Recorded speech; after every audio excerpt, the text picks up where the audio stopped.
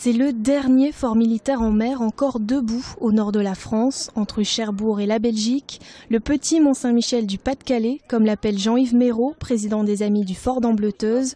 Depuis 50 ans, l'association propriétaire du fort milite pour empêcher sa ruine. Un grand programme de travaux est prévu cette année.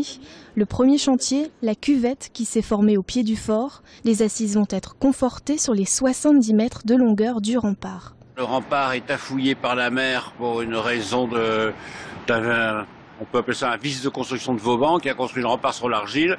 Avec les phénomènes d'érosion accélérée et de recul du trait de côte, cette argile est en train de s'effriter et les assises tombent. Le projet est simplement de combler cette cuvette pour que la mer arrête de brasser des galets et d'user l'argile. Autre problème à régler, la terrasse supérieure qui fuit à l'intérieur des maçonneries depuis de nombreuses années. Ces fuites coulent à l'intérieur de la grande casemate annulaire, parce qu'à l'intérieur du fort, vous avez une casemate arrondie qui retombe autour d'un pilier central. Cette casemate est pleine de stalactites et de stalagmites. C'est un effet très joli qui amuse le touriste, mais ça veut dire que la chaux des joints se dissout et que si on ne fait rien, tout va s'effondrer.